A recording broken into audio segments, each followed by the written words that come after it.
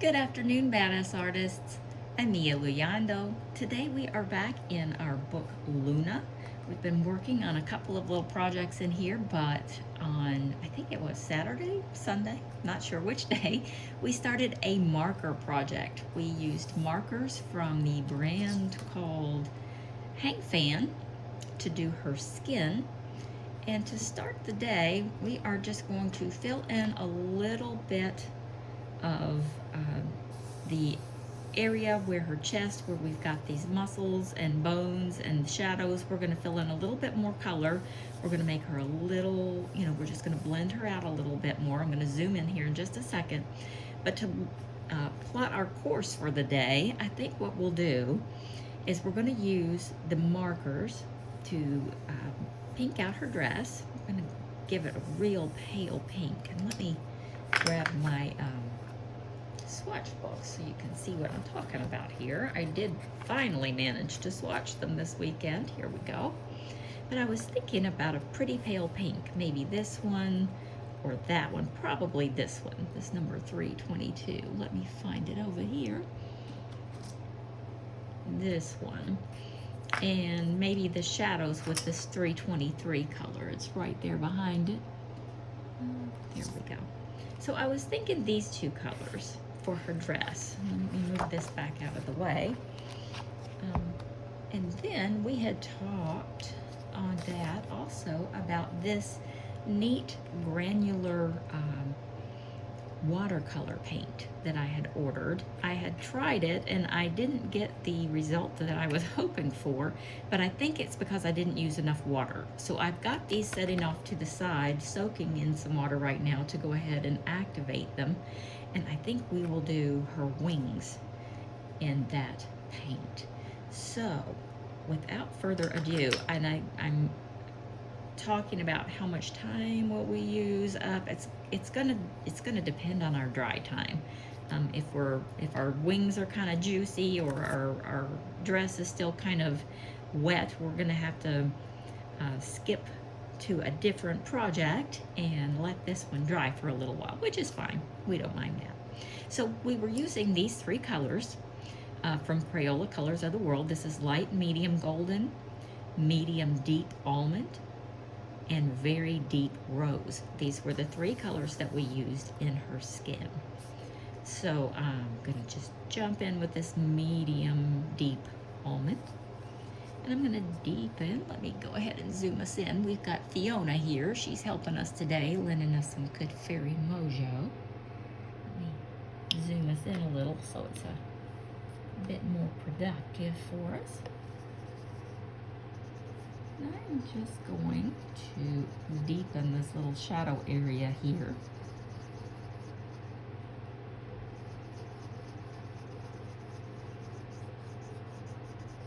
And I'm not going to do a lot because I'm pretty satisfied with her as she is. I just kind of want to blend a little bit and deepen a little bit here and there.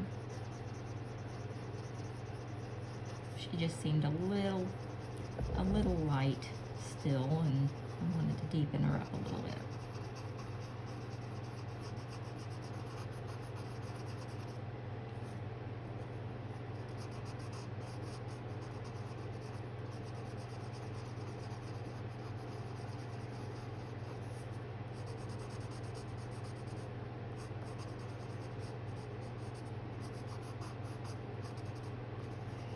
And I'm not overdoing it. I'm just kind of touching here and there.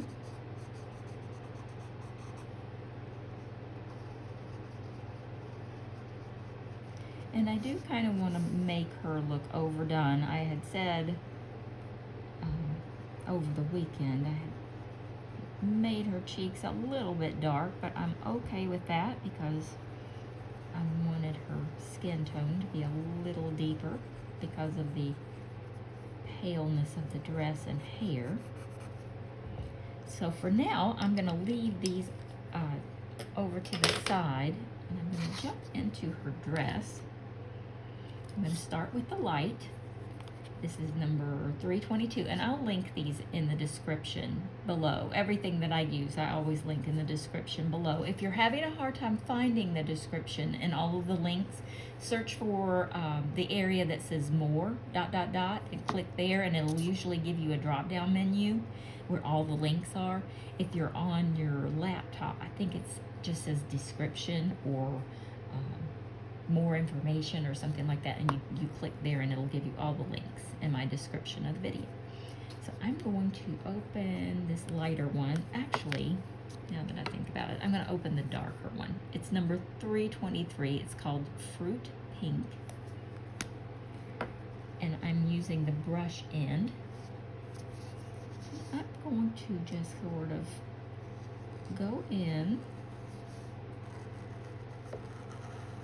and just cover the areas that are shadowy. Now I've already got this cardboard behind so it doesn't leak through and destroy the coloring page behind it. Make sure you put another, it doesn't have to be cardboard, that just happens to be what I had on hand today. It was the backing of a sketch pad that I had finished. I just used the back board of it. Let me zoom this back out so I have you in the view all the time. Sorry about that. I have to pay attention. I didn't have you in the viewfinder. Sorry. So anyway, I'm just going up through here into these little shadowy parts. We're going to give this sort of a satiny glow, I think. Just kind of a shimmer. Now it should continue to dry a little lighter. And I made a comment earlier to someone that a lot of times markers are meant more for lighter grayscale, or mandalas on whiter paper or lighter paper. Markers are sometimes they don't always show up true to color when you're using them on darker grayscale. That's why it's kind of important to always find. I have coloring books that I just practice in. I get them at the dollar store, or just something that's super cheap that I don't mind if I mess up, and I use them to blend coloring pencils or markers or paint or whatever, because I want to know what it's going to look like on really, really dark grayscale. And I also use them like portrait. I'll get like a really cheap Rachel Mintz or something, because Rachel Mintz is awesome. I love her books, especially the portrait ones. I don't mind using those just as practice skin tones, and that's all I do. It's just the skin. And I did that for years, really. Since I make my own books, I don't do that anymore. But I used to, yeah, that's all I would do, was just book after book of practice, just for portraits, and I would just do skin. You can do it for hair or whatever, whatever you're trying to practice on. But definitely for markers, paint and stuff, you want to know how your grayscale is going to accept the medium. And sometimes it's nice, or if there's just a picture in the book that it's not your fave, and you don't mind using the medium on that picture, because if you mess up, it's not that big a deal. I get it. I totally do. So I'm just going to very gently follow this pattern around her dress.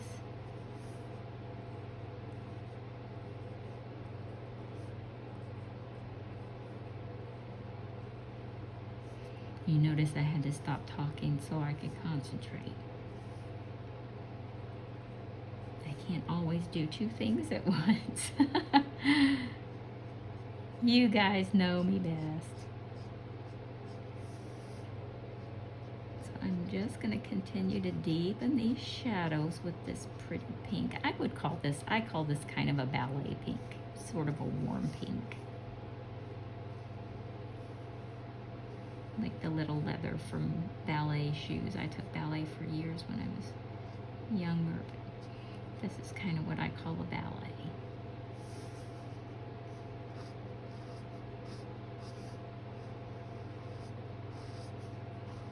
Now on this part, like when we were up here, I was very specific about not overlapping because we wanted that smooth texture. We didn't want any, you know, lines in it. But with this, it doesn't really matter because there's already, you know, lines in her dress. And we're not overlapping a whole lot anyway. We're just kind of catching the seams and the contours of her dress. So we're not really worried about that as much in this part of the coloring.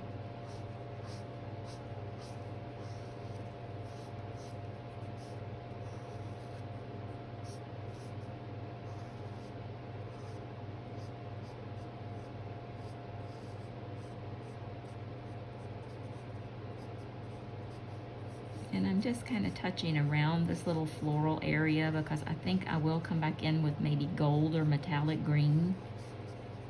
I think maybe metallic gold will look pretty and work that in. So I'm just kind of leaving that sort of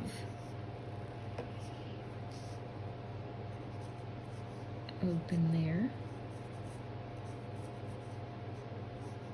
What do you guys think? Metallic gold or metallic green? I think either would look pretty.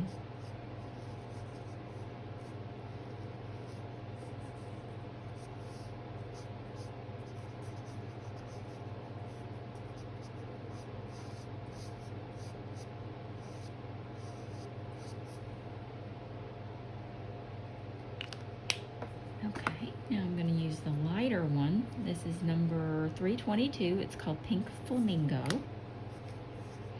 And I'm just going over the parts that are left, just whatever's left peeking out of the grayscale. Just go ahead and go on over it.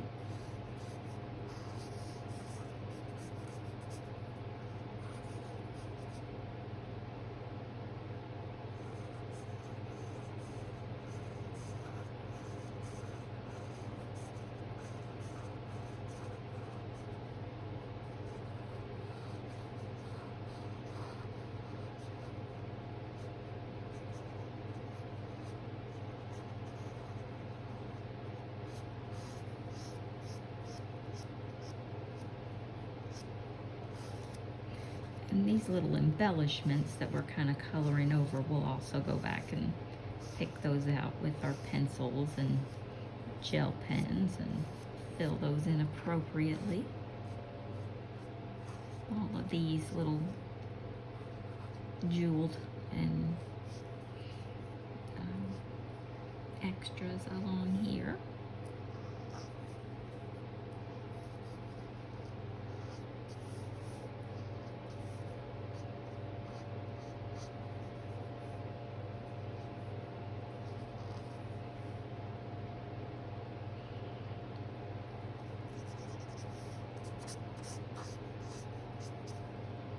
And it will dry really light. This one's super light, so, you know, if you want to give it a second coat,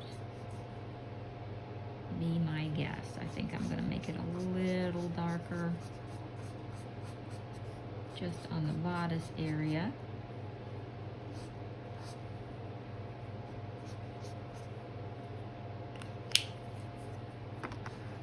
I'm also going to make this rose a light shade of pink for right now as an underpainting. I'm not getting super detailed with it. We'll definitely give it the details it needs later on.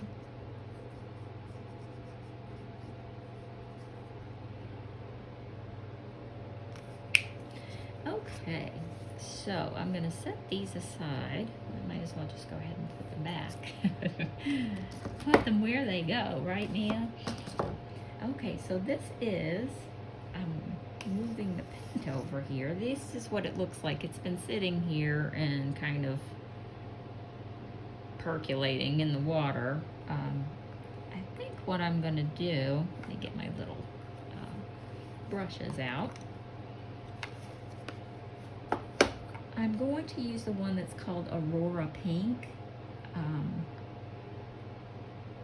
Let me get my water here. It actually looks like it's got quite a bit of purple in it, so I'm going to to a different. This one's got more red.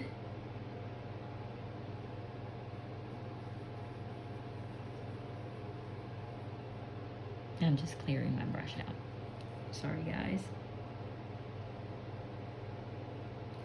So I'm gonna go in here.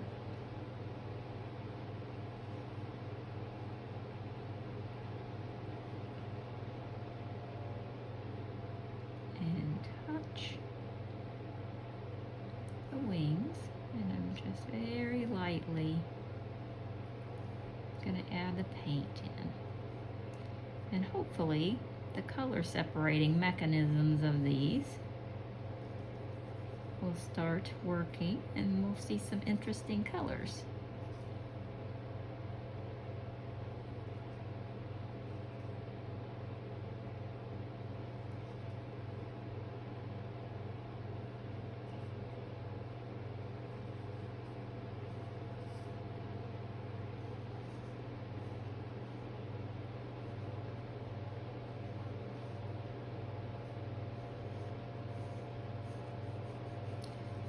And don't be afraid of it. It's paint, and we can fix it if we don't like it. We can always go back over it if we don't. But I do see some color changing and some shimmer in there, so I'm definitely seeing more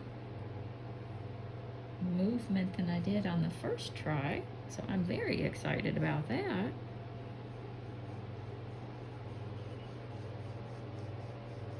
Oh, this can be very pretty. I love it when things work out. This has like a little mixing tray over here. I'm gonna grab it and pull it over here a little closer. I feel like I'm stretching. I'm also gonna splash paint everywhere if I'm not careful.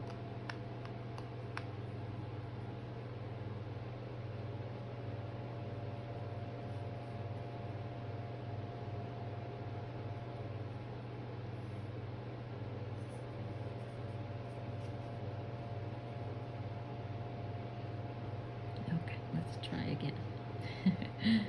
But I really like the way the colors are separating, and that pretty little green metallic glitter in there is really a pleasant surprise.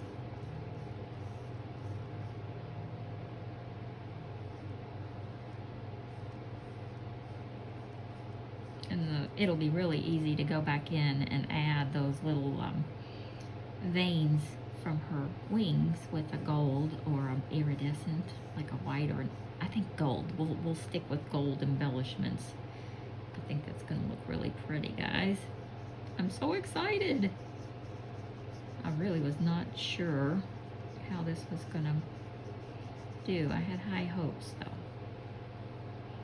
Now as that's drying, I'm gonna go over here and do this wing. I should have done this the other direction. I should have gone this way first.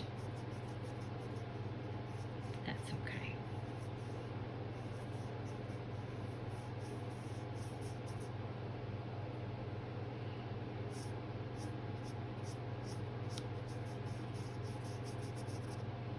Oh yeah, that's kind of breaking up really pretty. See the green, the metallic green in there? I'll zoom in on it here in just a second, as soon as I get a coat on here. I'm so glad you guys are with me so that you can see it happening in real time.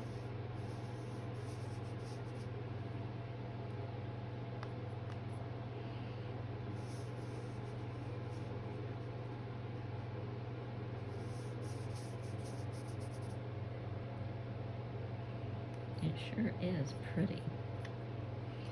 And I almost sent these back. I was like, nah, they don't even work.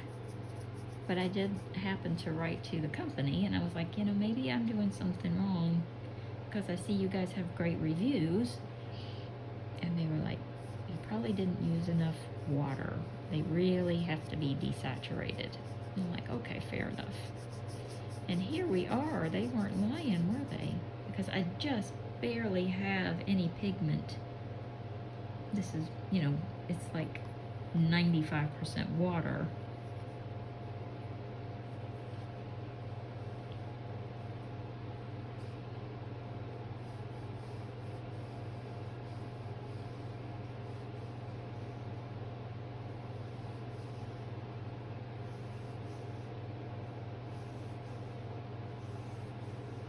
And I'm going really, really light through here for now.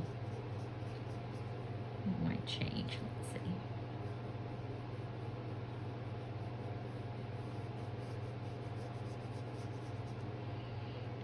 I think I like it like that.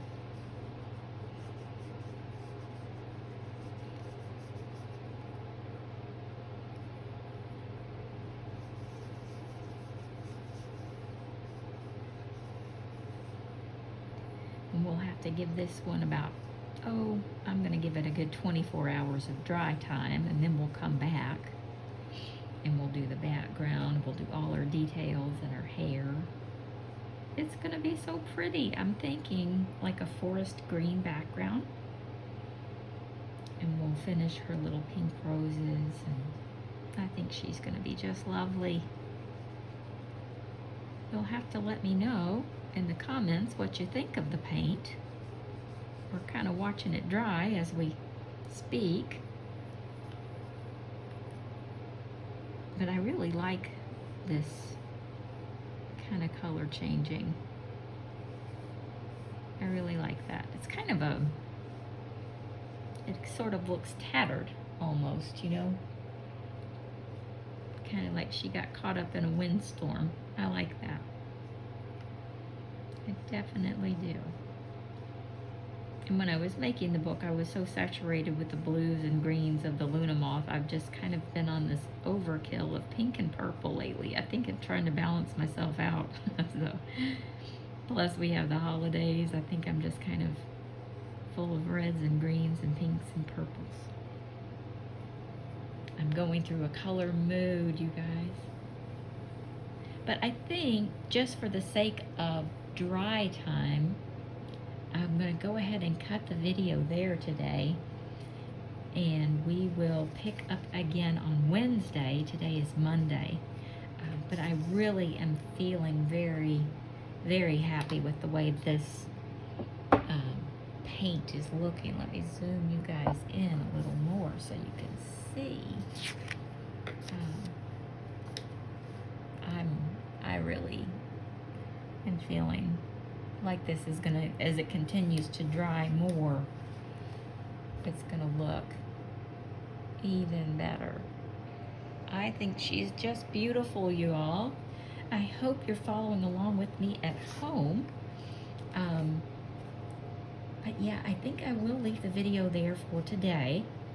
We will continue to finish, I know I said that yesterday, we will finish her this week as well. We're going to finish her hair, and we're going to do the metal headband, and we're going to go ahead and finish her little Luna Moth's wings as well.